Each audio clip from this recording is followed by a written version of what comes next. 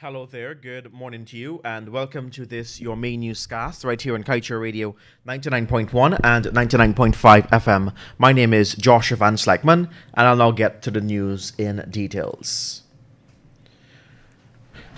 ExxonMobil Guyana has recommended negotiations with SBM Offshore for the purchase of the Eliza Destiny floating production storage and offloading vessel FPSO in light of better cash flow returns from the operations in the Stabroek Block. The disclosure was had this past week when the company's Stabroek Block partner Hess Corporation gave investors an update on the operations during the company's first quarter earnings call.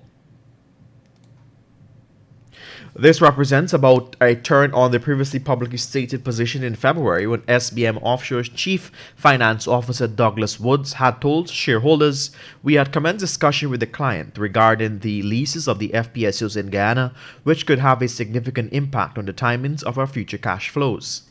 He noted that at the time, however, that because of these discussions, we no longer assume purchase of the Eliza Destiny in 2021. We have reverted to reflecting its contract duration to 10 years.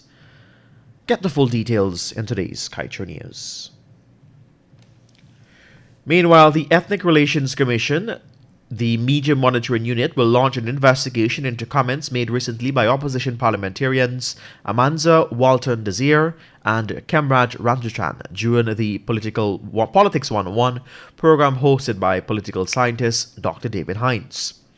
According to a reliable source, the ERC was made aware of the comments during a series of condemnations made against them, and more particularly a column penned by Freddie Kisoon that was carried in the newspaper April 27th edition titled "The ERC Should Prosecute Amanzer Walton Desir and Kemraj Ramjachan."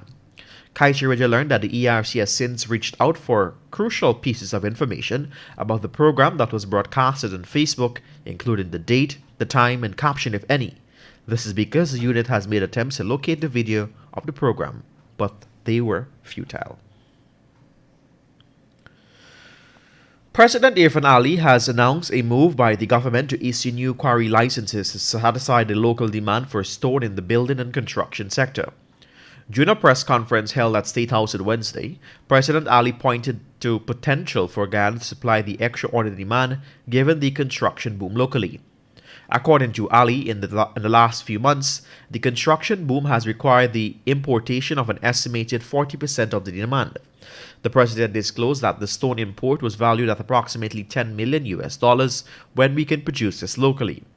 He noted that there are only a few licensed operators in Guyana, and as such, the government will be taking steps to issue a number of new licenses through the Ministry of Natural Resources and the Guyana Geology and Mines Commission.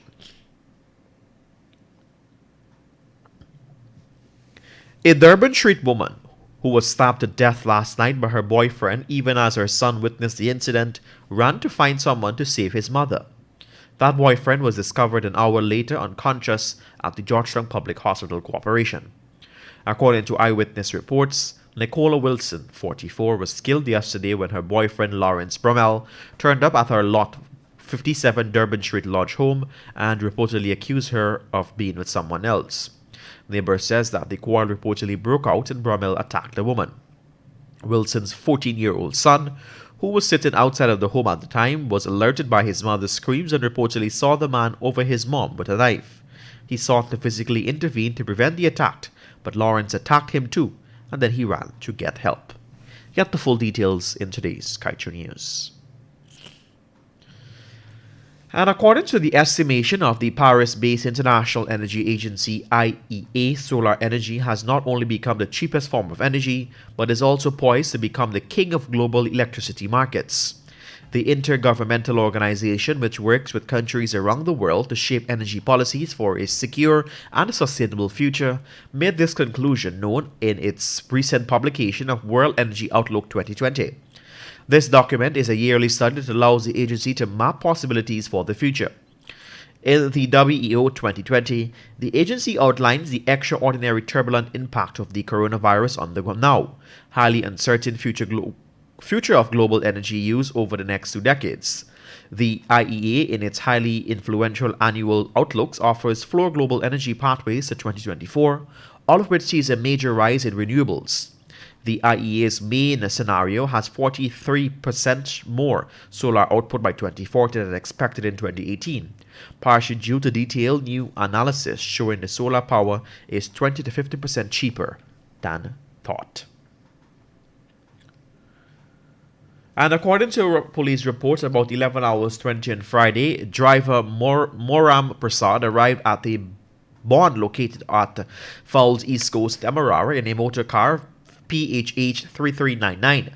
Prasad was in the process of handing over some parts when two men on a black Honda XR motorcycle, one of whom had a handgun in his possession, came out from the eastern direction and approached the left passenger side of the vehicle.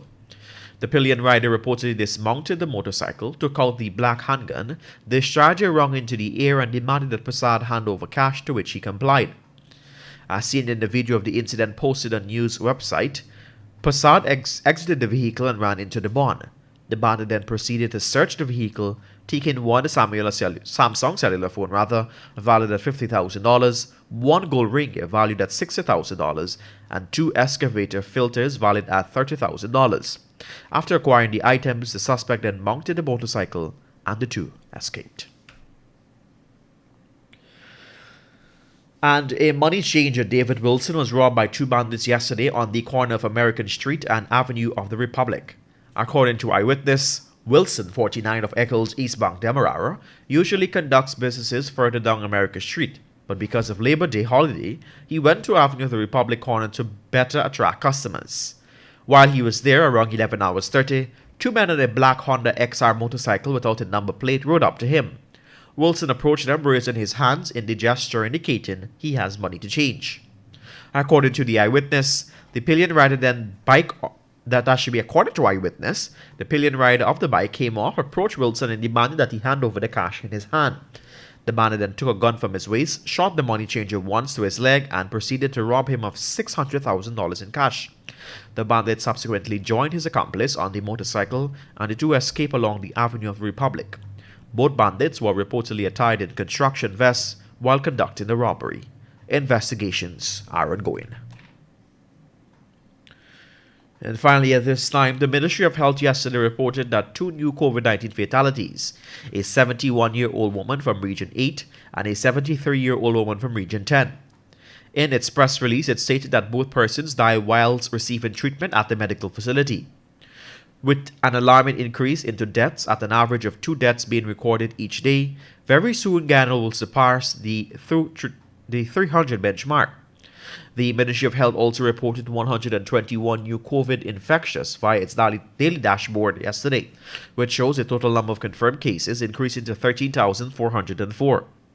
The dashboard also confirmed that 17 patients are in the COVID-19 intensive care unit, another 10 in institutional quarantine, 89 in institutional isolation, and 1,701 in home isolation. Additionally, 11,299 persons in total have recovered to date, with 91 new recoveries recorded yesterday.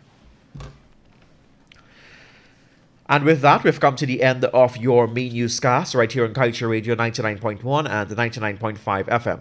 Let me remind you that you can get the full details of these stories and much more by picking up a copy of the Kaieteur News at a newsstand near you, or head across to our website at kaieteurnewsonline.com. I am Joshua Van Sleckman. Thank you for joining us, and I'll be up shortly with the weekend review right here on Kaieteur Radio. Stay with us.